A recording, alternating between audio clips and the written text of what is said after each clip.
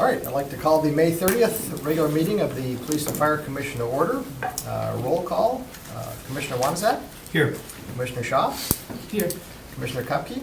Present. Okay, and I'm Ron Goldhahn. I'm here. I'm expecting Marion. She hasn't arrived yet, but hopefully she'll be here soon. First item is approval of the agenda. I do want to make an adjustment to item E1, where it says consideration of possible action request to approve the sergeant promotional list. It's actually the process that we're approving this time. So just change this to process. And with that, I'll entertain a motion to approve the agenda. So moved. Moved by Commissioner Wanzak, seconded by Commissioner Shaw. Any discussion? Hearing none, all those in favor? Aye. Opposed? Okay, the agenda is approved. Approval of the minutes. You had in your packet were the minutes from the May 2nd meeting. Any questions? If not, I'll entertain a motion to approve. So moved. Moved by Commissioner Shaw, Second. seconded by Commissioner Kupke. All those in favor? Aye. Opposed? Okay, I next suppose I item, President's report. Nothing to report other than just a reminder that we have the Lapine hearing date scheduled for July 9th through 12th, unless a settlement occurs before that time. I will turn things over to the chief. Do we have a time frame for it? When are we starting? Or? I'll probably start at 8. That's what I did last time. All right. Hi, sorry I'm late. Just for the minutes. All right, yep. And with that, we'll turn it over to Chief Lickers. Good afternoon, everybody. Just a few things to report on. We have 7 interns who have started today after the interview process between NWTC and our department. So they will be starting a 3-month internship where they'll actually be working 24-hour shifts out in the field with crews. So they'll be evaluated on a monthly basis, just kind of get some feedback all the time on how they're doing and what they need to pay attention to. That's our feeder system, really. When we get to the Fox Valley testing process, many of the interns take that test then, and then we have an idea going into the test who we feel will fit in and who probably wouldn't. So they were pretty excited this morning to be there and be assigned, so they go to different stations, they get moved around, so they see 3 different captains during the whole time. So they'll spend 30 24-hour shifts with us, and they can ride more if they want once they've started. But so it's a pretty good program. We do that with both NWTC and Fox Valley Technical College. So we are wrapping up in conjunction with the police. I don't want to steal any of their thunder if they're going to go right in this, but we're wrapping up our 1-year effort between our 2 departments on active shooter training and a policy. The police department had 2 training officers assigned. We had 1 for a full year to develop a policy and to integrate our departments in a emergency response mode, including rescue task force, an active shooter, our tactical emergency medical services now that are embedded with the police SWAT team, and generally just getting everybody on the same page and what we need to be doing in those kind of situations. So I have heard nothing but rave reviews from all of our people on the floor and the interaction between the 2 departments. I commend the 2 training officers and police. They did a really great job getting our guys up to speed on everything. So that worked out real well. Our guys were involved with training yesterday, and it's an ongoing training deal as a result of the incident with Pyro. The vets from Appleton, the lady there's volunteering, the main vet is volunteering her time to train all of our fire personnel on how to treat a dog in those situations, emergency medical efforts for dogs. So first training was yesterday. Again, I heard nothing but rave reviews. She brought out a ton of people with her, 3 or 4 vets, some extra techs. They had dogs there, some training aides. So again, just trying to cover all the bases on things that we face out there on a daily basis. And again, it was a really good training from what I'm told, and those will be ongoing until we have everybody through that program.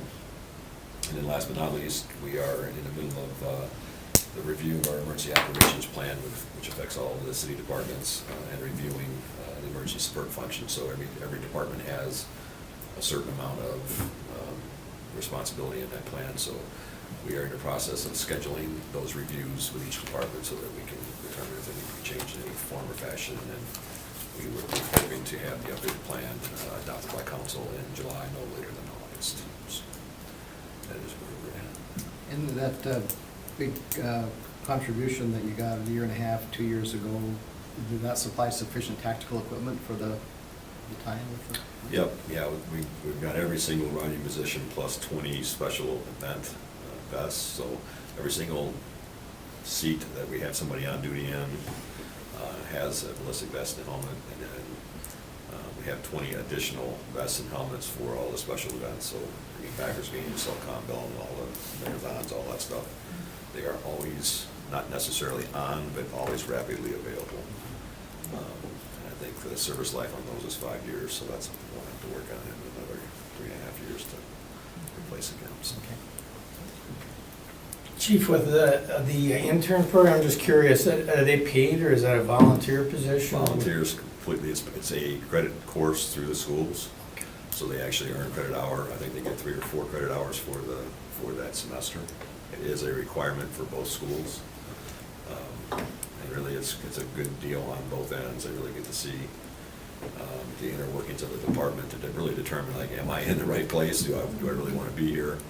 And it gives us, again, a review of potential candidates coming up and we're doing our hiring. So, for instance, the last group that we hired that just graduated, those 6, every single one of them was either a paramedic or a firefighter intern for us before.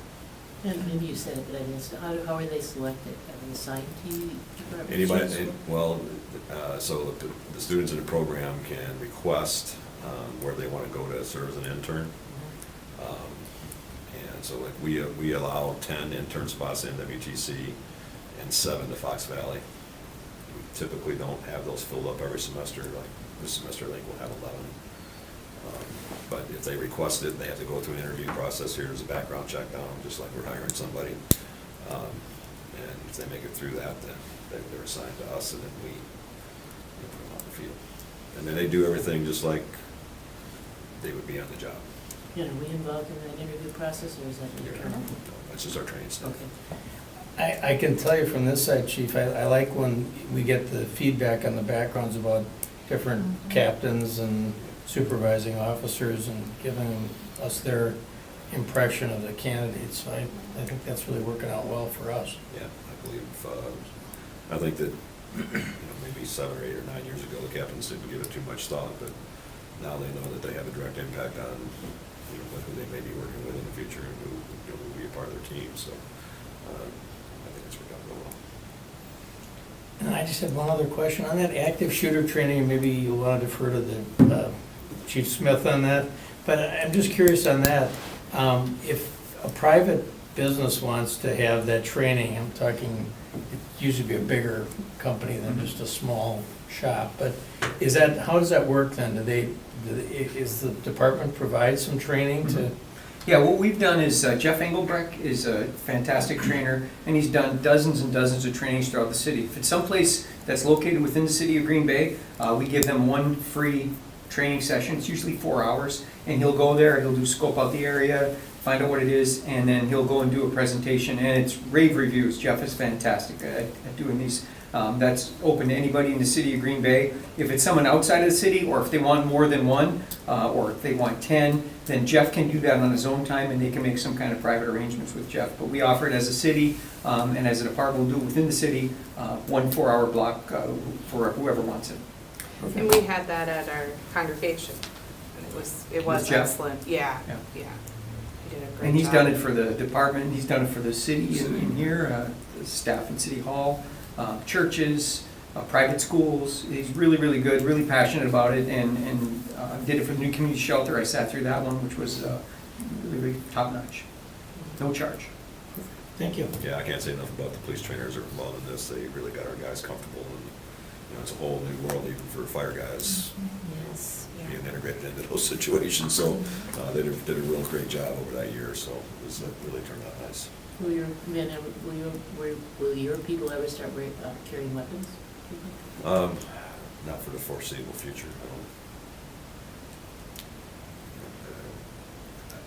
From a risk management standpoint, I don't see that the city civic or insurer is going to want to be involved in that, and I don't necessarily see any necessity at this point. even though they're out there on calls on their own.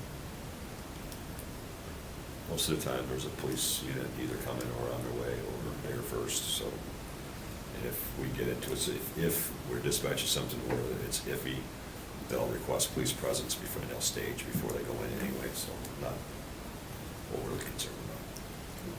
You know, the situation happened in Appleton. There wasn't much that could have been done there, kind of a routine call that went sideways. So, it's just an unfortunate event. Any other questions? Chief? I'll leave it up to you. That's the last thing I think we have, so you can stay as long as you want or leave, whatever you decide. It's always something. Thank you, Chief. You guys got interviews, so. Chief Smith. Sir, so statistically, things are still going well. We're at about a 2% reduction. You've seen the reduction kind of, they call it normalizing among the statisticians, but it always seems like around this time of year, we get closer and closer to the average, but we're still about a 2% reduction overall in crime.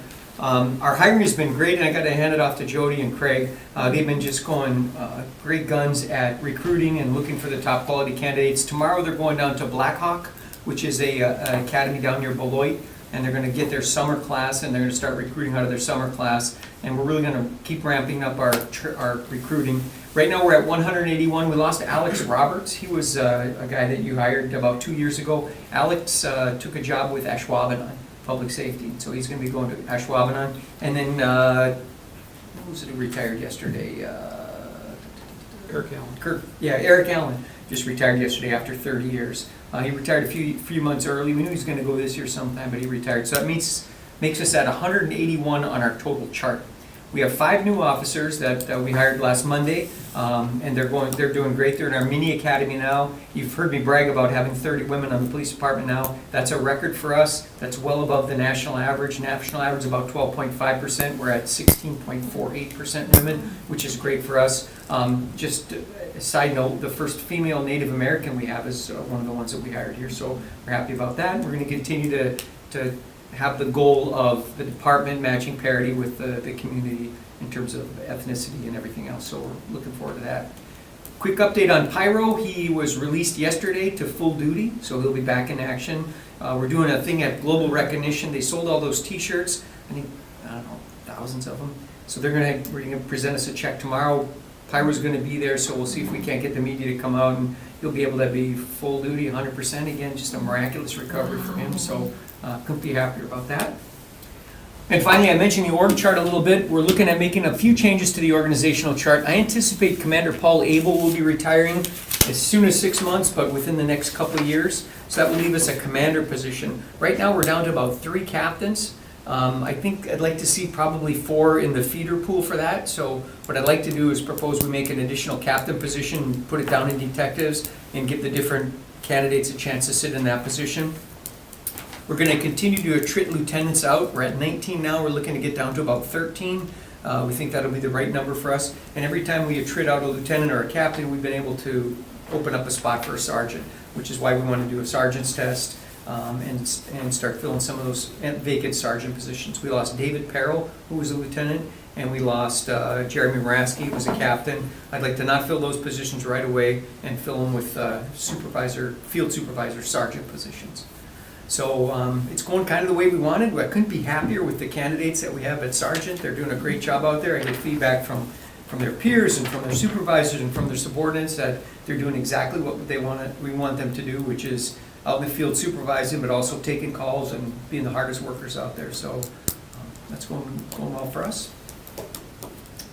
And last thing is we were talking to the mayor yesterday about bonding because we didn't get any vehicles this year. We had 6 vehicles last year, and we need 12 per year to maintain our fleet. So our 3-year replacement plan became a 4-year replacement plan, and now it's a 5-year replacement plan on our vehicles. And when you get 5 years on a Dodge Charger that's been driven just about around the clock, things start to go wrong with it. It's out of warranty at 100,000 miles, and it starts to become cost ineffective to keep that vehicle. So I think we're going to see some new cars in the bonding, which is going to happen this fall, so we'll be okay. And the change from cars to the SUVs, that added the year of life? Yeah, we did a couple of things. The SUVs are a little pricier, but they're really robust, they're more survivable in terms of a crash. One of the things that problem we have is that we wear out cars, but we have a habit of leaving our cars running all the time. So we put 2 batteries in the SUVs so that they can turn the car off, so it doesn't get all the wear and tear on the engine. Talking to the mechanics, it's not unusual for a car that's got 13,000 hours on the engine to have 11,000 of that at idle. So we're trying to get away from cars idling all over the place, and when it's a nice day like today, there's no reason to have your air on, there's no reason to have the heat on. You know, when it's 8 below, I don't mind a guy leaving a car on, you know, as he goes and handle a call, but when it's 68 degrees, not really any need for that unless you got a K9 in the car. So hopefully the cars will last a little bit longer. But we're being forced to have a 5-year replacement cycle right now. Ideally, at right around 4 years and 100,000 miles, we trade them in. They still have some good resale value, and we trade them in for new cars. Now, can they lock those with them running so you don't have the problem of car left unattended running? Yeah, when they leave their car, they take the key fob with them and lock the door. So we haven't had any stolen so far. And how many cars are you looking to buy? We're hoping for 15. That'll give us a little bit more than the 12. We asked for 15. If we get them, great. And then those will come in probably not even until the first of the year. By the time we order them, then we get them, then we have to build them out with all this specialized equipment. So that takes a little bit longer. In fact, we still have a couple that we have left to build. Jody's brother Todd is one of the guys that builds them out, and he's still working on a couple of the SUVs from the 2-year-ago cycle, right? So, And K9, and one K9. and one K9. Thank you.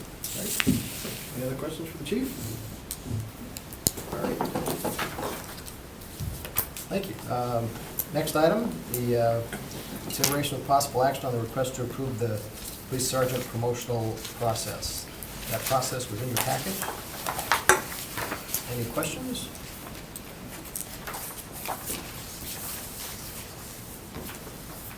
Chief, on the interview, who was involved in that, or who will be involved in the interviews?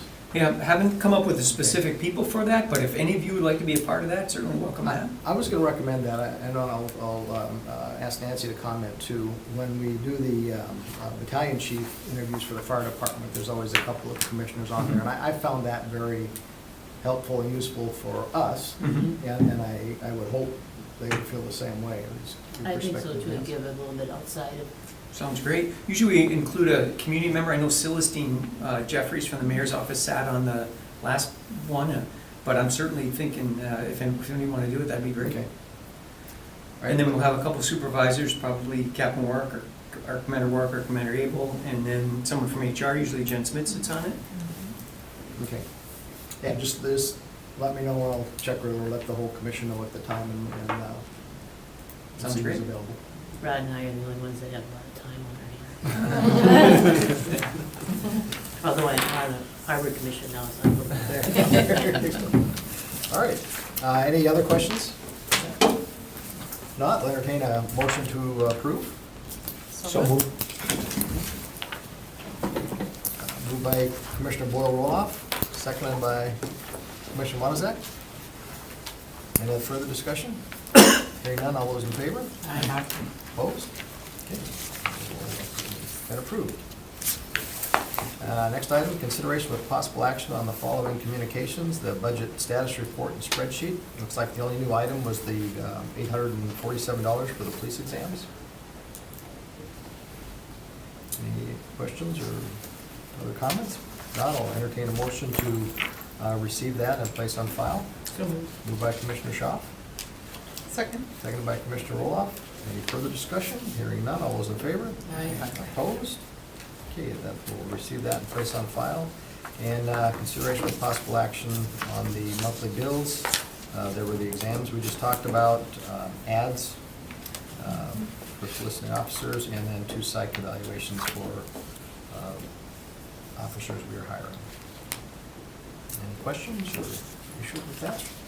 Not, I'll entertain a motion to authorize payment. So moved. Moved by Commissioner Roloff. For a second. Second. Second by Commissioner Shaw. Any further discussion? Hearing none, all those in favor? Opposed? We'll pay the bills. All right, the next 2 items are closed session items, so we'll go into one closed session to cover both of those, and then I'll report separately coming out. First item is consideration with possible action on the review of patrol officer candidate backgrounds. The commission may convene in closed session pursuant to sections 19.85, paragraph 1, sub C and F, Wisconsin statutes to consider employment, promotion, compensation, or performance evaluation data of any public employee over which the governmental body has jurisdiction or exercise responsibility.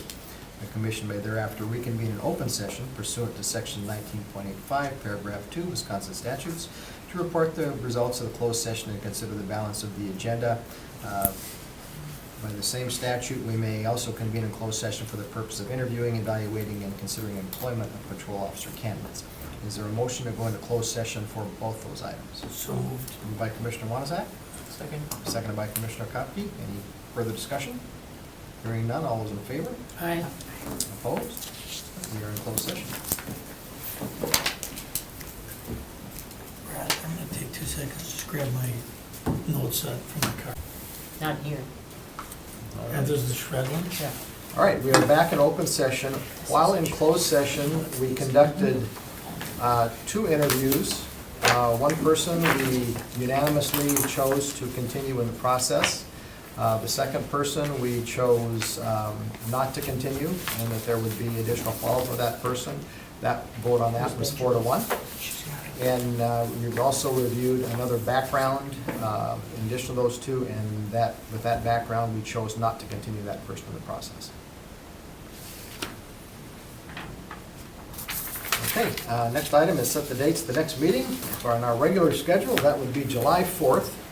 I'm going to suggest we leave that open, or use the, if we do proceed with the Lapine hearing, we'll have some dates that we're together then, so we can piggyback at that time, or there may be some other interviews potentially that the PD will have. So let's not set a date, and let's let the need determine, as we did this month, when we should get back together. No public hearings? Is there a motion to adjourn? So moved. Moved by Commissioner Wanzak. Second by Commissioner Kopke. Any further discussion? Hearing none, all those in favor? Aye. Opposed? We are adjourned. Thank you. Jen, you're the good one.